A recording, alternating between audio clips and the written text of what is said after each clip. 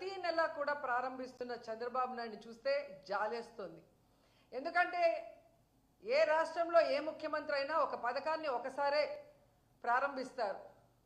కానీ ఇక్కడ ఏంటో చంద్రబాబు నాయుడు చేయడానికి వేరే పని లేదు కాబట్టి, చేస్తున్నది ఒకటే పథకం కాబట్టి అది ప్రతి నెల మళ్ళీ మళ్ళీ అంటూ ఆ పెన్షన్ కార్యక్రమానికి వెళ్ళటం, ఏ విధంగా ఆయన మాట్లాడుతున్నారో మనం అందరం కూడా చూస్తున్నాం.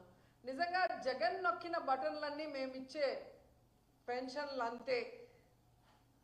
ఎంత నిస్సిగ్గుగా అబద్ధం చెప్పటం అనేది ఆయనకే చెల్లింది.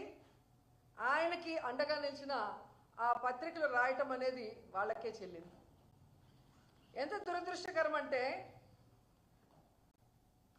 చంద్రబాబు నాయుడు అధికారంలో ఉన్నప్పుడు 2014 to 19 39 లక్షల మందికి మాత్రమే పెన్షన్లు ఇచ్చేవారు. కానీ జగన్మోహన్ రెడ్డి గారు దాన్ని దాదాపుగా 3,000 వరకు పెంచుకుంటూ పోతూ 66,34,742 మందికి ఇచ్చారు. అంటే ఎన్ని లక్షల మందికి ఎక్స్ట్రాగా మనం ఇచ్చాం అంటే ఇంతమంది బెనిఫిషియర్స్ని తెలుగుదేశం పార్టీ ఎలా మోసం చేసింది 2014 నుంచి 19 వరకు అనేది రాష్ట్ర ప్రజలందరికీ తెలుసు.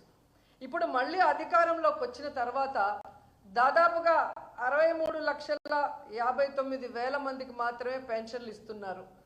అంటే 3 లక్షల మంది పెన్షన్లని ఏ విధంగా తొలగించారు అనేది కూడా మనం ఇక్కడ గమనించాల్సిన విషయం.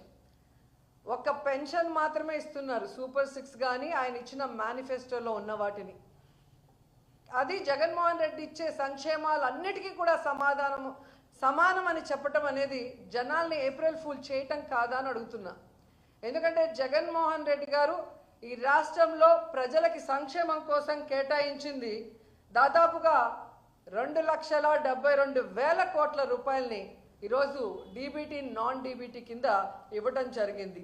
అలాంటి దాన్ని చంద్రబాబు నాయుడు కేవలం 1,000 రూపాయలు పెన్షన్ పెంచేసి దానితో సమానం అని చెప్పుకోవడం చూస్తుంటే ఏ విధంగా జనాల్ని ఫూల్స్ చేయడానికి ఈయన సంసిద్ధంగా ఉన్నాడో అర్థమవుతుంది. ఇది ఒక్క పెన్షన్ విషయంలోనే కాదు, రోజు జనాల్ని ఫూల్స్ని చేయటమే పనిగా పెట్టుకున్నారు ఈ చంద్రబాబు నాయుడు గారు. అధికారంలో రావడం ముందు సూపర్ 6 అమలు చేస్తాను అని చెప్పి నమ్మించి ఓట్లు వేయించుకొని ఈరోజు ఏ విధంగా జనాల్ని ఫూల్స్ చేశారో మనం అందరం కూడా కల్లారా చూస్తున్నాం. అంతేకాకుండా గత ఏడాది వాలంటీర్స్కి ఈ ఉగాది రోజు 10,000 రూపాయలు జీతం పెంచి ఇస్తామని చెప్పి ఈరోజు వాళ్ళని ఎలా ఫూల్స్ చేసి రోడ్డు మీద వదిలేశారో మనం కల్లారా చూసాం. అలాగే ప్రతి ఇంట్లో ఎంతమంది మహిళలు ఉంటే అంతమందికి 1,500 రూపాయలు ఇస్తామని చెప్పి ప్రామిస్ చేసి నమ్మించి ఈరోజు వాళ్ళందరినీ ఎలా ఫూల్స్ని చేశారో మనం అందరం కల్లారా చూస్తున్నాం.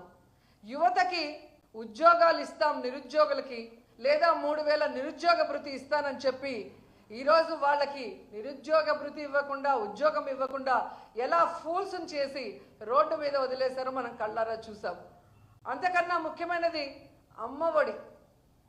ప్రతి మహిళకి ఎంతమంది పిల్లలు ఉంటే అంతమందికి, ఒకరుంటే 15,000, ఇద్దరుంటే 30,000, ముగ్గురుంటే 45,000 అని ఏ విధంగా అరిచి చెప్పిన చంద్రబాబు నాయుడు ఈరోజు అధికారంలోకి వచ్చాక గత ఏడాది అమ్మఒడి ఇవ్వలేదు, ఈ ఏడాది ఇంతవరకు ₹1 ఇవ్వకుండా ఆ పిల్లల తల్లులని ఏ విధంగా ఫూల్స్ చేసి రోడ్డు మీదకి వదిలేశారో మనం కళ్ళారా చూస్తున్నాం.